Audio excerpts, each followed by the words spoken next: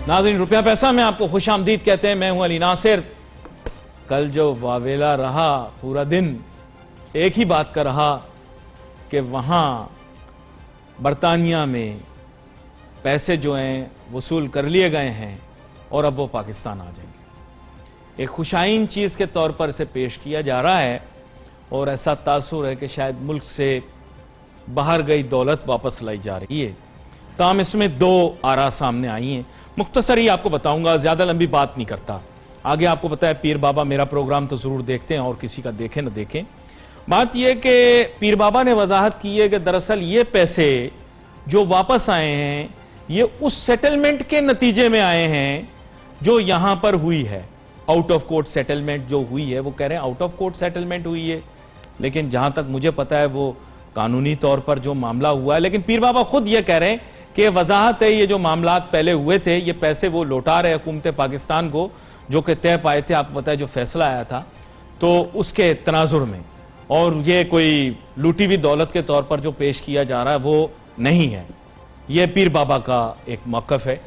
दूसरी तरफ हुकूमती अरकान भी, जो प्रेस रिलीज मैं देख रहा था शहजाद अकबर साहब के ट्विटर पैगाम पर, उसमें भी आउट ऑफ कोर्ट सेटलमेंट का कुछ जिक्र हो रहा था या कुछ सिविल सूट का जिक्र, और जो मैं अंडरस्टैंड कर पाया, हो सकता है मेरी इंटरप्रिटेशन सही ना हो कानूनी मामलात के अंदर, लेकिन गालिबन उन्होंने भी कोई सख्त बात नहीं की। उन्होंने यही कहा कि इसमें कोई गिल्टी पार्टी या कोई गिल्ट का अंसर नहीं है, बुनियादी तौर पर ये पैसे वापस आए। लेकिन अक्सरियत सोशल मीडिया के ऊपर ऐसा तासुर ले रहे हैं जैसे ये नवाज शरीफ साहब की दौलत थी, ये वापस आई है, ये उनको बाहर भेजने के नतीजे में शायद सेटलमेंट हुई है। लेकिन इसके बारे में कोई वजाहत, कोई क्लैरिटी नहीं है। मैं तहकीक करूंगा और तहकीक करके आपको चंद दिनों में बताऊंगा। मैं बगैर तहकीक मुंह के फायर से बात नहीं करता। यह मैंने आपको दो मौक़िफ़ पेश किए हैं। पीर बाबा का मौक़िफ़ भी पेश कर दिया आपके सामने, उन्होंने जो बात की है, और शहजाद अकबर साहब ने भी जो बात की है ट्विटर के जरिए, जो मैंने प्रेस रिलीज देखी है। भाई अब हमको पता नहीं, कोई कल कुछ कह दे तो कोई और बात है। खैर अब आगे चलते हैं पाकिस्तान, क्योंकि जो पाकिस्तान की मईशत का सबसे आम मौजू चल रहा था वो यही चल रहा था कि साहब इतनी रकम वापस आ गई, तो वो कैलकुलेशंस कर करके बता रहे हैं। इनको ये नहीं पता यार मैथमेटिक्स का। अबे भाई रुपए की कदर टके से भी कम हो गई है। हाँ हाँ, एक मुल्क है बांग्लादेश, उसकी करेंसी टका है, उससे भी ज्यादा कमजोर हो गई है। तो आप ज्यादा वो ना करें कि उसके फिगर नंबर बना के बता रहे पता नहीं 33 अरब। तो भाई 33 अरब भी वापस आए हैं यार। इतने तो डिफेंस का एक बंगला $1 मिलियन का है, पता है डिफेंस कराची का एक बंगला $1 मिलियन का है। तो कोई बड़ा को तीर नहीं मार लिया भाई। लेकिन अच्छी बात है कि अगर आना शुरू हो गए पैसे, गुड थिंग, अच्छी बात, मस्बत बात है। मेरे साथ बहुत ही अहम मेहमान मौजूद हैं और मईशत के मुतालिक इस मौजू को जरा पीछे रख दूंगा, पसे पुष्ट रख दूंगा। आपको पता है खालिद तवाब साहब मेरे साथ मौजूद हैं, 12 प्रोग्रामों के ऊपर तशरीफ लाते हैं। मेरे ख्याल से मैंने तो इनके साथ सैकड़ों प्रोग्राम किए होंगे इस पूरे पास डेकेड के अंदर। साबिक सूबाई वजीर भी रहे हैं तिजारत व सनत के, साबिक सीनियर वाइस प्रेसिडेंट भी रहे हैं PCCI के। वेलकम करता हूं सर आपको। थैंक यू जनाब। सर मुल्क की मईशत के मुतालिक कुछ अहम सवालात आपसे पूछ लूं जी। आजकल तो वो अब्दुल हफीज शेख साहब ने भी कुछ बातें की थी, लेकिन वो पसे पुष्ट इसलिए चली गई क्योंकि आपने खुद सुना कि एक बहुत बड़ी रकम पाकिस्तान वापस आई। It's a big deal, some people are comprehending it's about $250 million which is a big deal. लेकिन यह कि इट्स अ बिग डील। लेकिन यह कि अब अब्दुल हफीज शेख साहब की भी प्रेस कॉन्फ्रेंस हुई, उसके अंदर उन्होंने ऐसा इंदिया दिया या इशारे दिए कि Pakistan economy is moving in the positive direction. What are your views? बिस्मिल्लाहिर्रहमानिर्रहीम। देखिए, जो फिगर्स हफीज शेख साहब ने दी हैं या जो प्रैक्टिकल है, इसका एक अंसर तो वो है जो आज कल आप पिछले कुछ दिनों से स्टॉक एक्सचेंज में देख रहे हैं। ठीक, कि एक बड़ा मजबूत रुझान आ रहा है और उसमें इन्वेस्टमेंट्स भी आ रही हैं और फॉरेन इन्वेस्टमेंट्स भी आ रही हैं। उसकी बड़ी वजह मैं उससे शुरू करता हूँ। उसकी बड़ी वजह है कि अब हमारा जो करेंसी डिवैल्यूएशन थी उसमें काफ़ी हद तक ठहराव आ गया। एक लेवल तक गया 159 तक, फिर 155, 156 के दरमियान ये रह रहा है। तो जो स्पेशली जो फॉरेन इन्वेस्टर्स थे उनको ये तसल्ली हो गई कि अब डॉलर ऐसे ही रहेगा। पहले जो अनसर्टेनिटी में हमारी स्टॉक एक्सचेंज मार्केट जो कोलैप्स करी थी वो ये था कि फॉरेन इन्वेस्टर कहता था ये 200 को ना हो जाए, 175 का ना हो जाए, और जितना हमें डिविडेंड नहीं मिलना या जितना प्रॉफिट नहीं मिलना वो पाक रुपीज में तो हो जाएगा, लेकिन डॉलर की मद में जो है वो हमारा बड़ा नुकसान हो जाएगा। तो लिहाजा उन्होंने स्टॉक एक्सचेंज से इन्वेस्टमेंट जो है वो निकाल ली थी और निकालनी शुरू कर दी थी। अब चूंकि ये हमारी करेंसी में काफ़ी हद तक स्टेबिलिटी आ गई है तो ये एक पॉजिटिव साइन है और अब फॉरेन इन्वेस्टर्स जो है स्टॉक एक्सचेंज के वो इसमें आ रहे हैं। दूसरा अभी भी 352 पॉइंट्स मुझे बताया जा रहा है कि बढ़ गई है स्टॉक मार्केट 40,140। जी ये एक बड़ा अच्छा और पॉजिटिव साइन है हफीज शेख की, ये बात तो काफ़ी हद तक ठीक है भाई इन चीज़ों में। दूसरी तरफ अब आप आ जाए जो एक आम आदमी पाकिस्तान की मईशत पे क्या असर पड़ा है। देखिए बड़ा जोर का कहा जा रहा है कि जी मूडीज ने भी हमारी रेटिंग ऊपर कर दी है। उसके अलावा ईज ऑफ डूइंग बिजनेस जो है उसमें भी पाकिस्तान जो है वो रेटिंग बड़ी बेहतर हो गई है।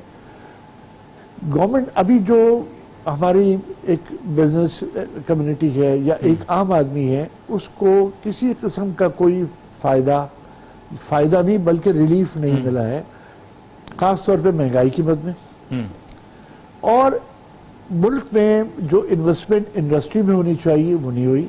गवर्नमेंट ने क्या प्रायोरिटी ली, गवर्नमेंट ने ये कहा कि फर्स्ट सबसे पहले जो हमारा इंपोर्ट और एक्सपोर्ट का जो डेफिसिट है हम उस पर कंट्रोल करें। राइट, बड़ी अच्छी बात थी क्योंकि गवर्नमेंट का पहला चैलेंज वही था। तो गवर्नमेंट ने हमारी तकरीबन जो एक्सपोर्ट है वो तकरीबन 22-23 बिलियन डॉलर है और हमारी इंपोर्ट जो थी वो 62 बिलियन डॉलर थी। और एक बड़ा वाज़ेह फर्क था। फिर इसके बाद अगर हम फिस्कल डेफिसिट पे आ जाए तो हमारा 20 बिलियन के करीब हमारी फॉरेन रेमिटेंसेस थी, लेकिन आखिर में आके 18 या 20 जो है बिलियन डॉलर वो हमारा एक डेफिसिट चला आ रहा था। तो गवर्नमेंट ने सबसे पहले उसको फोकस किया और IMF का प्रेशर आया कि सबसे पहले ये कंट्रोल करें। इसीलिए गवर्नमेंट ने ये किया कि गवर्नमेंट ने काफ़ी इम्पोर्टेड आइटम्स के ऊपर RD लगा दी और उसके बाद ड्यूटी स्ट्रक्चर जो है वो चेंज किया। तो उससे फ़र्क ये पड़ा जो बेसिकली मईशत जो आज आप देख रहे हैं कि लोग सारे परेशान हैं, उससे महंगाई तो बढ़ गई क्योंकि हम एक इम्पोर्टेड कंट्री के तौर पे शुमार हो रहा था। हमारी ना इतनी बड़ी मैन्युफैक्चरिंग थी ना हम इंपोर्ट पे हम टोटली बेस करने चले गए थे। तो डॉलर की डिवेल्यूशन से और ड्यूटियाँ बढ़ने से उसमें महंगाई में बहुत ज़्यादा इजाफा हुआ और लोग उससे बहुत आज भी परेशान हैं। लेकिन गवर्नमेंट ने अपना जो डेफिसिट था वो अब आधे से भी कम कर लिया है और हम ये उम्मीद करते हैं। लेकिन इसके साथ साथ जो एक बहुत बड़ा नुकसान हुआ और जो होने जा रहा है इन माय ओपिनियन, गवर्नमेंट का जो सबसे बड़ा टैक्स रेवेन्यू है शायद इन्होंने 550 बिलियन रुपीज़ जो है वो इन्होंने अपना टारगेट पकड़ा है रेवेन्यू का 55 ट्रिलियन, शायद 550 ट्रिलियन। तो वो टारगेट जो है वो इनका नहीं पूरा हो सकता क्योंकि हमारा जो बेसिक रेवेन्यू है वो हमारा इंपोर्ट से आता था। अच्छा, आपने बड़ा अच्छा किया, आपने RDs लगा दिया, आपने ये किया, लेकिन एक जो लॉन्ग टर्म पॉलिसी इसका ऑल्टरनेट क्या था कि आपने ड्यूटियां बढ़ा दी, ये सब कर दिया। इसके साथ एक इंसेंटिव ये खुद ब खुद हो गया था लोकल इंडस्ट्री लगाने के ऊपर। लेकिन आज इन्वेस्टमेंट क्यों नहीं रही, लोकल इंडस्ट्री क्यों नहीं लग रही कि RDs जो है। Can I come back to you on this one? बड़ी अहम बात आप कर रहे हैं अभी, यानी रेगुलेटरी ड्यूटी के मुतालिक बात हो रही। मुझे छोटी सी ब्रेक लेनी है, ब्रेक के बाद वापस आते हैं, इस मौजू को आगे लेकर चलेंगे। Let's take a short break.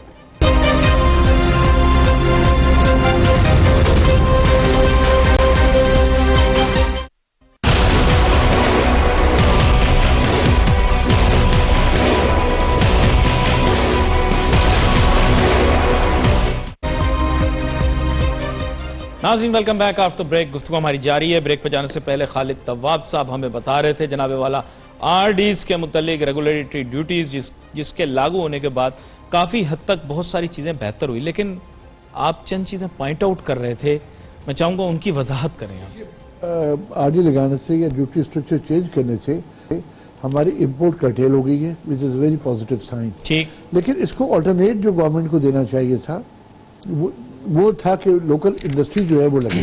ठीक, और अब क्या खर्चा है कि इससे स्मगलिंग बढ़ेगी क्योंकि ऑल्टरनेट कोई नहीं है। और ये बात है RD जो है में जो प्रॉब्लम है यहाँ आता है कि RD जो लगी जाती है वो 1 साल के लिए होती है। जब नया बजट आएगा तो इनको नई RDs दोबारा लगानी पड़ेगी इसी तरह और ड्यूटी स्ट्रक्चर को भी करना पड़ेगा। तो उससे लोकल इन्वेस्टर जो है इस खास तौर पर इंडस्ट्री में वो इन्वेस्टमेंट नहीं करता क्योंकि अनसर्टेनिटी होती है, एक लॉन्ग टर्म पॉलिसी नहीं आती है। RD अब कोई भी आप इंडस्ट्री लगाने जाते हैं, मीडियम इंडस्ट्री भी, तो कम से कम 3 साल का पीरियड उसको चाहिए प्रोडक्शन बनाने के लिए। तो वो अब इस अनसर्टेनिटी में कि अगले साल ये रहेगी ड्यूटी स्ट्रक्चर या नहीं रहेगा, वो इन्वेस्टमेंट नहीं कर रहा, वो इंडस्ट्री नहीं लगा रहा। दूसरी तरफ अगर आप एक लॉन्ग टर्म, आज 18-19 महीने हो गए इस गवर्नमेंट को ना, इनके अभी तक हम इंतजार कर रहे हैं एक इन्वेस्टमेंट पॉलिसी की और एक इंडस्ट्रियल पॉलिसी की। और अगर आप ड्यूटी स्ट्रक्चर ये फाइनल कर लें कि जी जब तक 4 साल के लिए हमारी हुकूमत है, कम से कम ये स्ट्रक्चर इस तरह से रहेगा, इसमें कोई कमी नहीं आएगी, तो लोग आएंगे, इन्वेस्टर आना शुरू हो जाएंगे, क्योंकि एक वायबिलिटी बनेगी। दूसरा चीज़ ये है कि जो महंगाई की वजह से इस वक्त परचेजिंग पावर जो है वो ऑलमोस्ट ज़ीरो हो रहा है। लोग परेशान हैं, महंगाई इतनी हो गई है, उनको अपनी बेसिक नेसेसिटीज पूरी नहीं हो रही है। दुरुस्त कह रहे हैं। मैंने आपके पिछले प्रोग्राम में भी आपको मिसाल ऑटोमोबाइल इंडस्ट्री की दी थी। आज भी अगर आप आज भी इश्तिहारात देखें तो उनके इतने बड़े बड़े इश्तिहारात हैं, 1-1 लाख रुपए कम में ले लें, 2 लाख रुपए कम में ले लें। ये वो इंडस्ट्री है जो आज से 1 साल पहले 2-2, 4-4 लाख रुपए ओन चला करता था और डिलीवरी पीरियड 3 से 6 महीने होता था। उसका एक मसला ना वो वाइट मनी है ना, और मेरे ख्याल से वो भी बड़ा प्रॉब्लम है ना। आप देखो 40 लाख रुपए कौन लाएगा एक सिडॉन खरीदने के लिए स्टैंडर्ड, आप खुद सोचें। अली साहब, बात यह है कि आपने जो गवर्नमेंट ने इक़दाम किए ना, अब मैं FBR के हवाले से अभी बात कर रहे हैं, मैं समझता हूँ इक़दाम 100% दुरुस्त है, ये मुल्क में होना चाहिए, लेकिन जिस तरह इम्प्लीमेंटेशन हुई है ना, वो गलत हो रही है।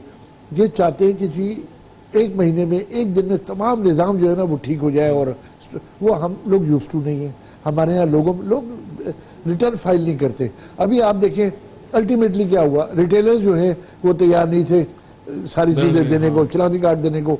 आप 1 महीने एक्सटेंड किया, अब आपने जनवरी तक एक्सटेंड किया, और आप उस स्ट्रीट पावर के लिए दब गए। क्या मजीद दबेंगे? और उससे अभी भी अनसर्टेनिटीज है। Uncertainty of course we are going to be under tremendous pressure across the board. हर इंडस्ट्री की सेल जो है वो बहुत डाउन है, क्योंकि आज रिटेलर माल खरीदने के लिए तैयार नहीं है। सर देखें सोशल मीडिया पे ये प्रेस वालों को तो बहुत गालियां, मैं आपको ऐसे बता रहा हूं, प्रेस मीडिया को जो इस वक्त हुक्मरान पॉलिटिकल पार्टी है, गवर्नमेंट की बात नहीं करे, बहुत गालियां देते हैं, बहुत दबाव डालते हैं और प्रेशर करते हैं किसी तरह के हम लोग सच्चाई ना बताएं।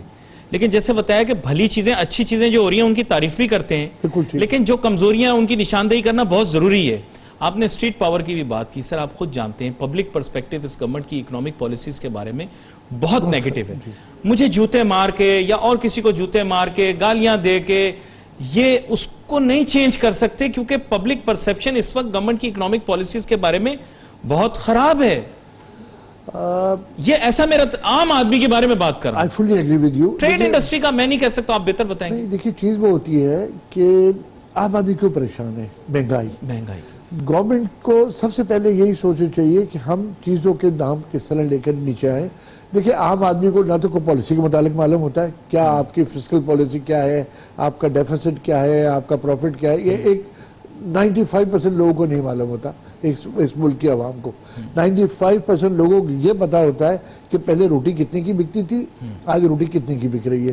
पहले मेरा पेट इतने पैसे में भरता था, आज इतने पैसे में भर रहा है, और वो उसके लिए मुश्किलात जो है इतनी ज्यादा हो गई हैं कि वो उनके लिए मुश्किलात पैदा। मैं एक पेचीदा सवाल पूछता हूं, मुझे बाकी ताजरों सनतकारों का नहीं पता। खालिद तवाब साहब मैं जानता हूँ, काफी अरसे से आपको देख रहा हूँ, आप इसी मुल्क में रहते, अपना कारोबार भी यहाँ चलाते हैं, कोई आपकी तस्वीरें भी नहीं आती ज्यादा कि आप बाहर के मुल्कों में घूम रहे हैं, आप इस मुल्क के अंदर इन्वेस्ट कर रहे हैं, यही सरमाया लगा रहे हैं। आपके मुल्क आपको मुल्क पाकिस्तान के साथ आपके इंटरेस्ट जुड़े हुए। अगर किसी का इंटरेस्ट इस मुल्क के साथ नहीं जुड़ा हुआ, किसी लम्हे भी, मैं I am not trying to construe anything, लेकिन वो किसी दिन भी चला जाए, या it makes a least of a difference के पाकिस्तान की इकोनॉमी प्रोग्रेस करती है नहीं करती, ऐसे लोग अगर हमारे मुल्क की पॉलिसीज को बनाएंगे, there is a question mark. तो अगर वजीर आजम इमरान खान साहब हमारी गुफ्तगू को सुन रहे हैं तो प्लीज सर आपको फोकस करना है, it's your interest, it's my interest, it's Khalid Tawab's interest and interest of those who are in this country. मतलब we have something to gain and something to lose. नहीं गलत? बिल्कुल। देखिए हमारे तो ईमान है, हमने इस मुल्क पे रहना है, ये मुल्क है तो हमें, ये मुल्क नहीं है तो हम नहीं है, इसमें कोई सेकंड थॉट नहीं है। और जो लोग बाहर इन्वेस्टमेंट करते हैं, मैं बड़े वसूख से ये बात कह रहा हूँ कि आपकी जो इन्वेस्टमेंट अपने मुल्क में होती है वो कहीं ज़्यादा बेहतर होती है। आपको नज़र ये आता है कि बड़ी ब्राइट चीज़ें, हाँ, एक वक्त ऐसा था जब अनसर्टेनिटी थी, लॉ एंड ऑर्डर इतना खराब था, लोगों को अपनी जानों की फिक्र हो गई थी, तो लोग दुबई की तरफ काफी चले गए थे। और फिर दुबई में इतनी बुरी मार खा के वापस आए कि आज फिर उनको अपने मुल्क की कदर आ जानी चाहिए और मुल्क में इन्वेस्टमेंट करें। और सच्ची बात ये, आपने ऐसी बात कर दी है बड़ी, कि इस मुल्क में ये मुल्क इतना जरखेज है हर लिहाज से। आप यहाँ इंडस्ट्री लगाएं, आप यहाँ ट्रेनिंग करें, आप यहाँ एग्रीकल्चर करें, अल्लाह ने इस मुल्क पे हर चीज नवाजी है। लेकिन अगर जैसे इंटरेस्ट, इन्वेस्टमेंट्स, फोकस इस मुल्क के अंदर जिन लोगों का है, तो ये मुल्क की ओनरशिप तो उनके पास होनी चाहिए ना। देखो सर, अगर आउटसाइडर को आप बुलाओगे, कोई, मैं नहीं कह रहा, गलत नहीं समझना प्लीज, फाइनेंस की टीम का कोई बंदा गलत ना समझे प्लीज इसे, but the issue is even if they bungle up, they make a mistake, they do not have any stakes as of such ना, जाएगा आपका जाएगा ना। देखिए, मैं बात बड़ी वाज़ेह तौर पे, किसी को पिन पॉइंट नहीं कर रहा, मैं बड़ी वाज़ेह तौर पे आपकी बात कहूँ, ये कॉन्सेप्ट कतई गलत है कि फॉरेन इन्वेस्टर आएगा और यहाँ इन्वेस्टमेंट कर देगा। जब तक आपका लोकल इन्वेस्टर, लोकल पार्टनर नहीं होगा, ज्वाइंट वेंचर्स हो सकते हैं। देखिए, इस गवर्नमेंट की पॉलिसी, ये पहला साल है पाकिस्तान की तारीख में जब हमारी लार्ज स्केल मैन्युफैक्चरिंग जो है वो नेगेटिव ग्रोथ में आ गया है, वरना डिक्लाइन हो गया, नेगेटिव में आ गया। वरना जब से बना है हर साल कोई इंडस्ट्री फ्लरिश करे, कोई इंडस्ट्री लगे ना लगे, हमारी लार्ज स्केल मैन्युफैक्चरिंग जो थी वो पॉजिटिव चल रही थी। तो गवर्नमेंट को ये बैठ के सोचना चाहिए कि भाई ठीक है, उन्होंने डेफिसिट जो है, ट्रेड डेफिसिट जो है, उसको काफ़ी हद तक कंट्रोल कर लिया है, लेकिन उसके साथ साथ ऑल्टरनेट क्या है। ये चीज़ें लॉन्ग टर्म नहीं चलेंगी। अगर इस तरह महंगाई बढ़ती रहेगी तो प्रॉब्लम होगा। डॉलर आपने बड़ा अच्छा किया, चलिए जो भी था, एक स्टेबिलिटी आप डॉलर में ले आए। दूसरी बात ये कि आज अगर हमने कुछ काम करना है तो हमने अपनी एक्सपोर्ट्स को बढ़ाना है। अगर आपने एक तरफ तो आपने इम्पोर्ट का टेल कर ली ना, दूसरी तरफ आप अपनी एक्सपोर्ट बढ़ाएं, तीसरी तरफ आप अपने ऐसे इंसेंटिव दें जो बाहर लोग काम करें, आपके रेमिटेंसेस जो है वो बढ़े। ये दो चीज़ें हैं जिससे हमारा डेफिसिट जो अब कम हो सकता है, क्योंकि इम्पोर्ट तो आपने कंट्रोल कर ली। तीसरी चीज़ ये है, जो आपका रेवेन्यू लोकल शॉर्टफॉल आ रहा है, उसके लिए अगर यहाँ इंडस्ट्री लगेगी, इकोनॉमी का पहिया चलेगा। देखिए, जैसे मैंने आपने गाड़ी की मिसाल दी कि वो नहीं दे सकता पैसा। एक गाड़ी जब 40 लाख की बिकती थी ना, तो उसमें गवर्नमेंट को तकरीबन 8 से 10 लाख रुपए टैक्स जमा होता था। तो गवर्नमेंट ने वो टैक्स जो है वो भी खत्म हो गया, वो भी एक रेवेन्यू शॉर्टफॉल आ रहा है। तो ऐसी चीजें करनी, शुक्र है इनको अकल आई है, ये अब इस बारे में पॉलिसी बना रहे हैं कि इलेक्ट्रिक व्हीकल्स और ऐसी व्हीकल्स जो कि कम धुआं देती हैं उनको टैक्स फ्री अलाउ करें। जी, मैं दुआ करता हूं मजीद इनको हिदायत मिलती रहे। यहाँ पर एक छोटी सी ब्रेक लेनी है, ब्रेक के बाद अपनी गुफ्तगू जारी रखेंगे। मेरे चेहरे के मदम तासुरात आपको ये बता रहे होंगे कि उम्मीद अभी भी कायम जरूर है, लेकिन शम्मा। Let's take shot. मेहमान आए फेडरेशन से मुंसलिक और हम फेडरेशन के इलेक्शन के बारे में बात ना करें, ऐसा कैसे हो सकता है। इस दफा मैच कुछ अजीब सा लग रहा है, हालात कुछ अजीब से रहे। पहले जनाब मियां जाहिद हुसैन साहब वापस आ गए, ऐसा महसूस हुआ हैं। दावत भी हुई, शादियाने भी बजे हैं, उन्होंने तैयारी भी कर ली, पेटी भी कस ली, फिर पता नहीं क्या हुआ। ऐसे मुनीर साहब अब तो सेहतयाब हो गए, लेकिन जाते भी मास्टर स्ट्रोक खेलते हुए चले गए, ना हिया का छोड़ा ना हुआ का छोड़ा। अब बात यह कि फिर वापस सिलसिला वहीं पर, स्टेटस को सिचुएशन पर। और मजे की चीज ये हुई, ताजिर सियासत के अंदर की कहानी, ये फाजिल मेहमान तो बताएंगे। बात यह कि बड़े बड़े खिलाड़ी सारे तोड़ लिए। मेहताबुद्दीन चावला साहब, उनका भी एक अपना एक मुकाम है, वो भी वापस ऐसे मुनीर साहब की जानिब आ गए। अब्दुल रहीम जानू साहब, पहले रीप में इन्फ्लुएंस था, बनना चाहते थे माजी में सदर, चलो ठीक है, लेकिन ऐसे मुनीर साहब ने प्यार मोहब्बत से समझाया, फिर वो भी वापस आ गए। पौलानी साहब, उनके भी कुछ इख्तलाफात हो गए होंगे, वापस। तो तकरीबन टीम के जो बड़े बड़े खिलाड़ी पिछली दफा टूट के चले गए थे, उन सबको वापस ले आए। खालिद तवाब साहब, अकील करीम डेडी साहब, खालिद तवाब साहब ने लुकमा भी दे दिया, बोले अकील करीम डेडी साहब भी पहले कुछ, अब उनसे भी कुर्बतें रवाबित बढ़ गए हैं। तो एक तरह से थोड़ा ताजिर सियासत जो है वो रीमॉडल हो गई है ना। तो वो जो पहले बड़े बड़े नाम एक दावतें किया करते थे, फिर सवाल जवाब हुआ करते थे, अब तो कम लोग रह गए। वैसे मुकाम मियां अंजुम निसार साहब का भी अपनी जगह है, मैं उनका बड़ा एहतराम करता हूं, टैक्स पेयर हैं, बाइज्जत शख्सियत हैं, उनको भी मुतासिर कर लेते हैं। मैं 1 मिनट पहले जाऊंगा जो आपने अपने ब्रेक से पहले एक जुमला कहा कि उम्मीदें बड़ी मध्यम हो गई हैं। हाँ, मैं आपको सच्ची बात बताऊं, हमें इस मुल्क से और इस जगह से बहुत ज़्यादा उम्मीदें हैं और मैं पाकिस्तान का फ्यूचर जो है वो बड़ा ब्राइट देख रहा हूँ और इंशाल्लाह ताला आप ये देखेंगे चंद, मैं ये तो नहीं कहता चंद महीने, चंद बरसों में इंशाल्लाह ताला पाकिस्तान जो है वो ऑलमोस्ट एशियन टाइगर बन जाएगा इंशाल्लाह ताला, क्योंकि जो पॉलिसी आपके मुंह में घी शक्कर भाई, जो पॉलिसी इस मुल्क को फायदा हो और तो हमारी फायदा होगा जी, हम सबका और हमारी जो आइंदा आने वाली जनरेशन है इंशाल्लाह ताला इसके लिए भी अल्लाह ताला बेहतरी करेगा। और आज हम अब आपके इलेक्शन की बात आपने करी है तो मैं आपको बताऊं कि इस साल हम हमारा जो मिसाल के तौर पर जो सदारती उम्मीदवार है, हमारा फोकस ये है कि इस साल हम गवर्नमेंट के साथ लड़के और मोहब्बत और प्यार से अपनी एक्सपोर्ट्स को बढ़ाएं। हमारी एक्सपोर्ट बढ़ाने के लिए सबसे बड़ा जो प्रॉब्लम आया हुआ है आज तक, जो हम पिछले कई बरसों से रो रहे हैं, वो हमारे रिफंड्स का है। जो हमारे पैसे जो हैं वो गवर्नमेंट ने रोक रखे हैं, रिफंड्स नहीं दे रहे। इसके साथ अब गवर्नमेंट ने जीरो रेटेड ख़त्म करके कहा कि जी आपने जीडी फाइल करेंगे 72 घंटे में आपको रिफंड मिल जाएगा, वो भी इम्प्लीमेंट नहीं हो पा रहा। लेकिन हमारे चूँकि अब इलेक्शन की बात हो रही है तो हमने फोकस ये किया है, हम अपना प्रेसिडेंशियल कैंडिडेट भी लेकर के आए हैं जो एक पाकिस्तान का, इस मुल्क का बहुत बड़ा एक्सपोर्टर है, उसका नाम नुमान इदरीस भट्ट है और वो स्पोर्ट्स सियालकोट शहर से वाबस्ता है। नहीं, न सिर्फ सियालकोट से, न सिर्फ स्पोर्ट्स, बल्कि इस हद तक है मिलियंस ऑफ डॉलर की उनकी अपनी एक्सपोर्ट है। और जो फीफा के फुटबॉल जो इस्तेमाल होती है फाइनल में और ऑफिशियल फुटबॉल जो है वो उनकी एक्सपोर्ट की हुई है, जो पाकिस्तान के लिए एक बहुत बड़ा नाम के लिए भी बड़ा अच्छा है और पाकिस्तान का परसेप्शन भी अच्छा करता है। तो वो तो हमारा सदारती उम्मीदवार लेकर के आए ताकि हम टोटल फोकस इस साल अपनी पाकिस्तान की एक्सपोर्ट को बढ़ाने में लगाएंगे और इसके लिए पूरा फेडरेशन जो है उसके एफर्ट शामिल होंगे। और सियालकोट ने जिस तरह तरक्की करी है, हम सियालकोट से लाने की एक बड़ी वजह है, इन्होंने प्राइवेट सेक्टर ने अपना एयरपोर्ट बना लिया।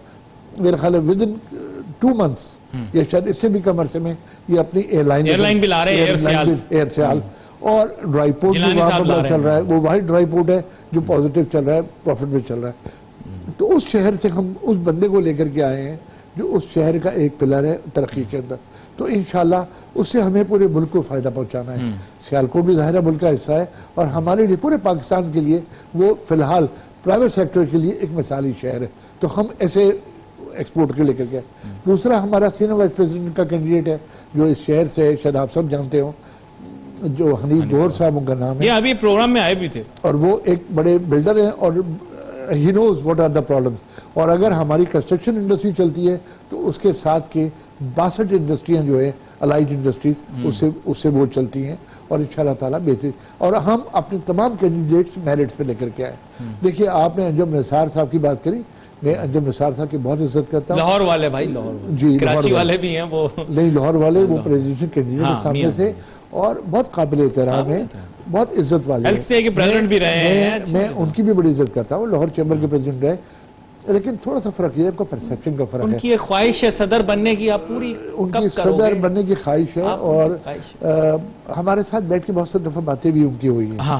और लेकिन मुझे देखिए, और 2 दफा वो हारे। इन 5 साल में जब हम ये हमारी यूनाइटेड बिजनेस ग्रुप बना यूपीजी मुनीर साहब की क़यादत में, मुनीर साहब की सरपरस्ती में, तो वो 2 दफा इलेक्शन हार चुके कि वो 5 साल में तीसरा इलेक्शन लड़ रहे हैं। और मुझे यकीन है कि इंशाल्लाह ताला जो हम लोगों ने काम किए हैं और जो हमारी कोशिशें हैं इंशाल्लाह, और इनका एक 12 वाइस प्रेसिडेंट, एक सीनियर वाइस प्रेसिडेंट, एक प्रेसिडेंट, इनका पिछले 3-4 साल से एक भी आदमी नहीं जीता। सिर्फ जब हमने ग्रुप बनाया था पहली दफा एक वाइस प्रेसिडेंट जीता था।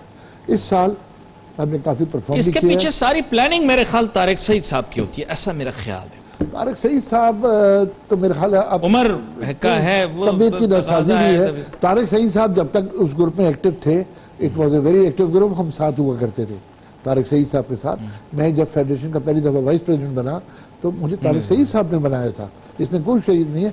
और तारिक सईद साहब के लिए मैं कहूँगा कि तारिक सईद साहब की बड़ी खिदमत है इस मुल्क की ताजिर बरादरी के लिए, और शायद उनका मैच कम लोग कर सके जो तारिक सईद साहब ने इस मुल्क के लिए किया है और ताजिर बरादरी के लिए किया है। He was very very vocal और बहुत काबिल तारीफ है तारिक सईद साहब की बात। लेकिन तारिक सईद साहब के बाद जिन लोगों ने उसको संभालने की कोशिश करी या जो पॉलिसीज वो लेके चले, देखिए मैं आपको मिसाल इस तरह देता हूँ कि जब हम फेडरेशन में आए, हमने एक ग्रुप बनाया, तो फेडरेशन के पास पैसे नहीं थे। जो ग्रेजुएटी के पैसे और उसमें पैसे पड़े हुए थे, इससे तनख्वाहें दी जाती थी। हमारा इस्लामाबाद की बिल्डिंग आधी बनी थी, आधी नहीं बनी हुई थी। आज अल्हम्दुलिल्लाह इन 5 सालों में हमने वो बिल्डिंग कंप्लीट करी, आज वो ऑपरेटिव हो गई है। आज मेरा ख्याल है कोई 18 करोड़ के करीब हो सकता है, 1-2 करोड़ आगे पीछे हो, मुझे लेटे हमारे रिजर्व्स पड़े हुए हैं फेडरेशन के पास, जहाँ एक पैसा नहीं होता था। और आज हमारी एक आवाज़ है और हम इंशाल्लाह ताला हमारा प्रोग्राम है इसी साल 2020 में हम अपने पेशावर में ज़मीन खरीद ली है, हम इस साल लाहौर में भी ज़मीन खरीद लेंगे 2020 में, और इंशाल्लाह कंस्ट्रक्शन भी करेंगे।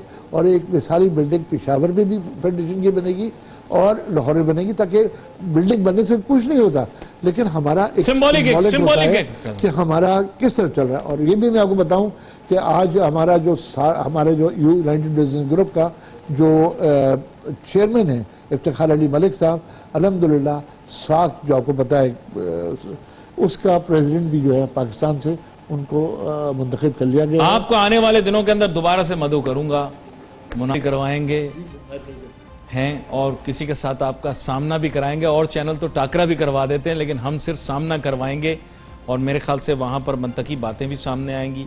मेरे ख्याल और चीजें भी हैं जो हमने डिस्कस करनी थी, लेकिन आज वक्त महदूद है। We wait for messages on Facebook. यहाँ पे अली नासिर मैं टीम को जाती है। अल्लाह हाफ़िज़।